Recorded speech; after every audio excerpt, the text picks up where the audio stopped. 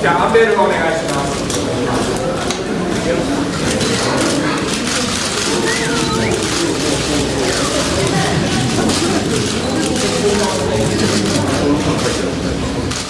こちらのカメラお願いします。実カメラプリーズ。待ちに待った、SCI モータースポーツデーの方でついにこの、今年のニルのマシンが、シェイクダウンということで、メディアの前に公開をされました。一昨年はね思い出すのはちょっと辛いですけどもね、火災でトラブルで、リタイアということで、去年優勝はしましたが、序盤からねパースのトラブルがあったり、あるいはその赤旗のね中段の間にこうね雨が強くて、その間にちょっと電気系統がおかしくなったりとか、耐久性でね、やはりその脆さが去年はちょっと露呈をしてしまった、優勝しましたけどもね、そういうことがありましたので、今年はそういうことがないように、徹底的に、信頼性をね見直していく方向で、改良がされたということなので、これからちょっと辰巳監督の方にお話を伺って、今年のね2019年のマシン、どのあたりが、改良されたのか、そのポイントをちょっと伺っていこうと思います。ついにお披露目されたということで、辰巳監督の方に車のポイント、教えていただきたいと思います。よろしくお願いします。よろしくお願いします。ありがとうございます。ずばり今年のマシンのポイント、どういうところでしょうか。そうですね、やっぱり、一つは、当然、性能アップもあるんですけど、やっぱり去年いろいろ失敗してるっていうか、こうトラブった部分をまず全面的に全部見直して、そういう間違いが起きないように、さっきパワー性だったり信頼性ですね、そういうところを、一掃したのと、あとは今年に向けて、やっぱり性能アップをどうするかというところで、見た目ではね、まず塗装が一つ違う、マット塗装、なんかこの艶消しっぽいこの、そうね、これもできればね、空力的により良くなるであろう可能性を秘めた、カラーリングってことなんですけど、そうなんです、もう一個はその来年の、今年の6月暑いっていうことで、やっぱり冷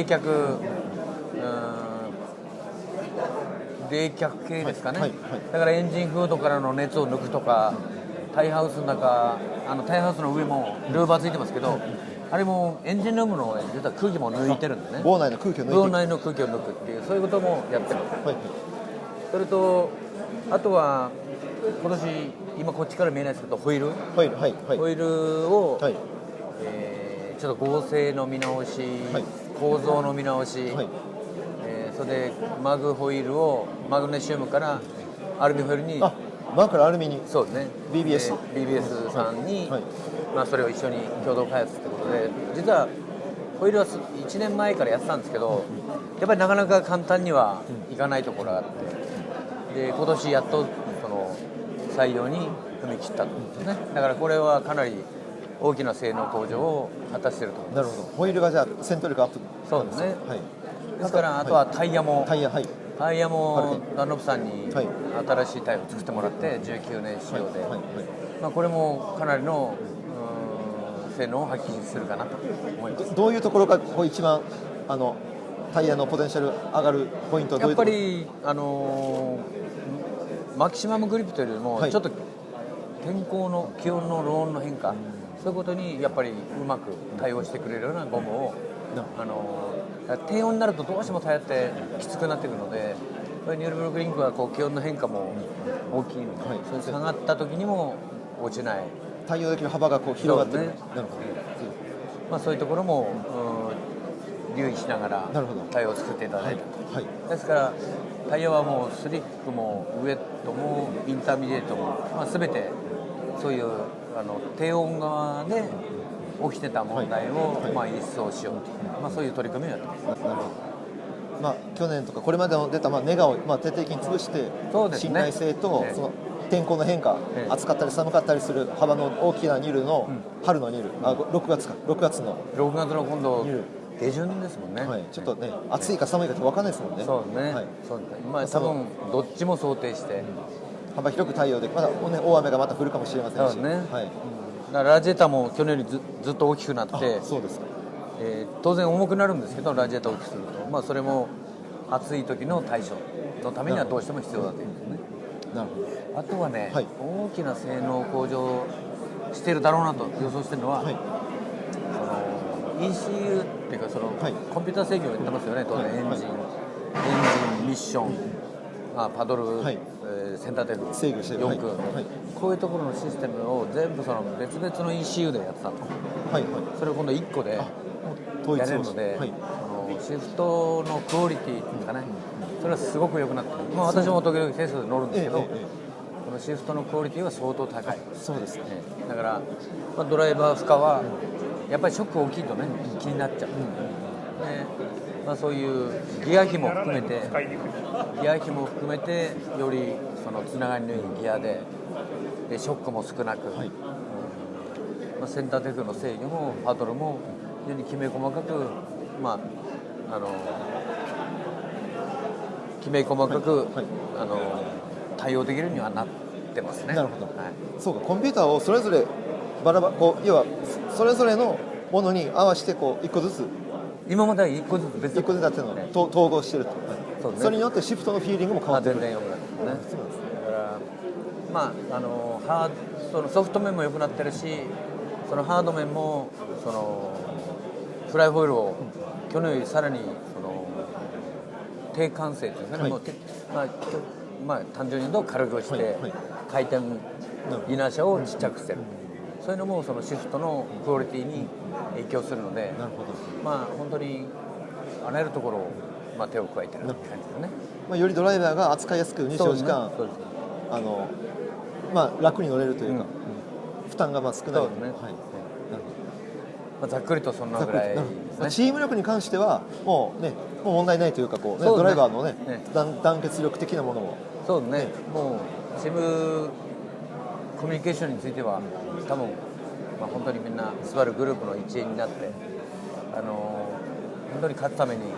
頑張ろうということでやってくれてるので、多分間違いないと思います。はい、なるほど、はい、わかりました。今年はもう圧倒的な勝利ということで、そうですね。はい、はい強い WRX をニルで見れると思います。はいありがとうございました。はいありがとうございました。ありがとうございました。ということでね、辰巳監督のお話伺いましたが、確かにね、例年にも増して特にこっちからね見ていくと、この穴が大きくなったというか増えたというかですね、このエンジンルーム内のね、房内の熱をいかにも逃がすこのなんていうか効率が良さそうな穴の開き方が、ちょっと印象的です。あとやっぱりね、この塗装が見た目はなんか艶消しっぽくて、今までの方がツルツルしてなんか抵抗が少なかったんじゃないかと思いつつ、やっぱり触ると独特のなんていうか滑らかさといいますかね、これは確かに見た目よりもね、空気の流れが本当に綺麗に流れていくんだろうなということを感じさせる手触りですよね。これはこのレーシングカーとしては珍しく、手で触ってなんかこれは走りが良くなるんじゃないかということを素人にも感じさせるこのね塗装の手触りがね、今年結構特徴的かなと思います。ホイールね、ホイールね、BBS ですけれども、これまでねマグネシウムだったのがアルミに変えたというか戻ったというかね、そういうところあるらしいんですけども、例年このね BBS のホイールかなりねいろんなところを工夫して辰巳監督とね BBS の開発の方がやり取りをしてです、スーパー GT もそうなんですけど、結構ただ強いだけじゃなくてね、このスバルのこの車のね、荷重とかトルクの出方に対してどこを強くしてどこをしなやかにさせるかみたいなものをすごい綿密に開発をしてるんですが、今年さらにね、なんていうんですかね、今までの理論がまた蓄積されたものがフィードバックされて、新しいね、また戦闘力を発揮すると。でタイヤの方は温度のね変化ですよね。確かに去年私ニルの、現場で久々に行きましたけどもね、本当に夜はもうね雨で冷たくて寒いし、昼間はもうね夏みたいに暑い、温度差がねものすごいありましたので、そのねあと雨もね急に降ったりしますし、24時間の間でね刻一刻とね目まぐるしく変わる天候にね、いかに対応できるかとそんな頻繁にピットに入れませんから、そういうね全天候型の、タイヤをね今年作ったということで、やっぱりそういうところでもですね、今年はドライバーさんがねより負担が少なく乗れるとね、この去年からね井口さんも加わってですね、もうこのね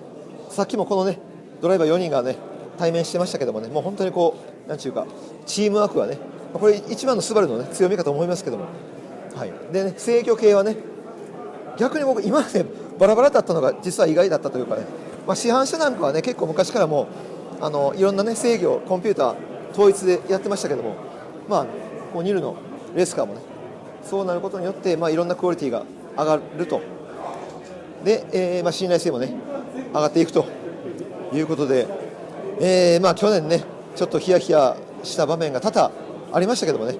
今年はそういうところを見せずもうね圧倒的に強い、WRX ということでもうぶっちぎりの、大圧勝ということで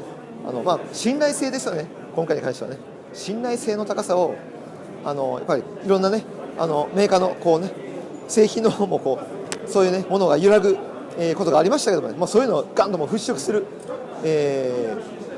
やっぱり信頼性の高さをですねこのニルのレースカーで発揮してこう我々ユーザーがねやっぱりスバルはね大丈夫だということをこうね